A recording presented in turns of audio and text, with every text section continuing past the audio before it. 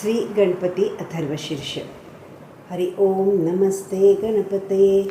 त्वमेव प्रत्यक्षं तत्त्वमसि, त्वमेव केवलं कर्तासि, त्वमेव केवलं धर्तासि, त्वमेव केवलं हर्तासि, त्वमेव सर्वं खल्विदं ब्रह्मासि, त्वं साक्षात्मासि नित्यं। श्रुतं वच्मि सत्यं वच्मि, अवत्वं मा अववक्तारम् अवश्रोतारम् अवदातारम् अवधातारम् अवानुचानमवशिष्यम् अवपश्चात्तात् अवपुरस्तात् अवोत्तरात्तात् अवदक्षिणात्तात् अवचोर्ध्वात्तात् अवधरात्तात् सर्वतो मां पाहि पाहि समन्तात्।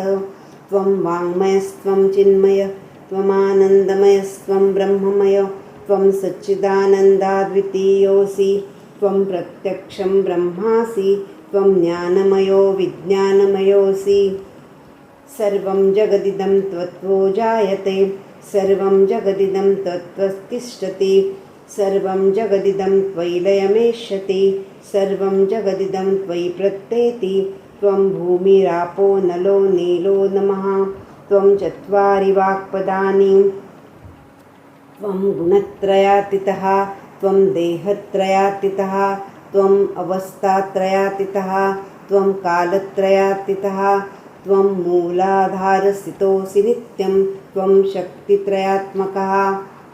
त्वां योगिनो ध्यायन्ति नित्यं, त्वं ब्रह्मास्त्वं विष्णुत्वं रुद्रस्त्वं इन्द्रस्त्वं अग्निस्त्वं वायुस्त्वं सूर्यस्त्वं चन्द्रमास्त्वं ब्रह्म भूर्भुवस्वरोम गणादिं पूर्वमुच्चार्य वर्णादिं तदनन्तरम् अनुस्वारः परतरम् अर्धेन्दुलसितं तारेण रुद्धम् एतत्त्वमनुस्वरूपं।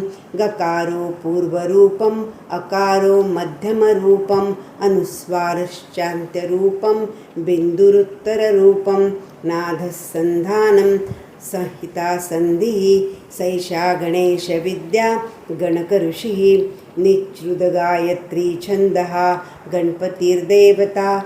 ॐ गणपतये नमः। एकदन्ताय विद्महे वक्रतुण्डाय धीमहि तन्नो दन्ती प्रचोदयात्।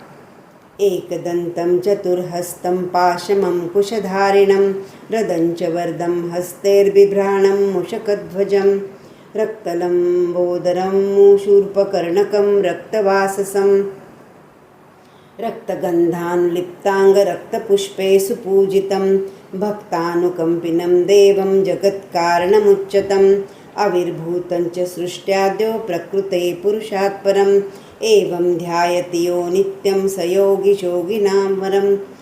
नमो व्रातपतये नमो गणपतये नमः प्रथमपतये नमस्ते अस्तु।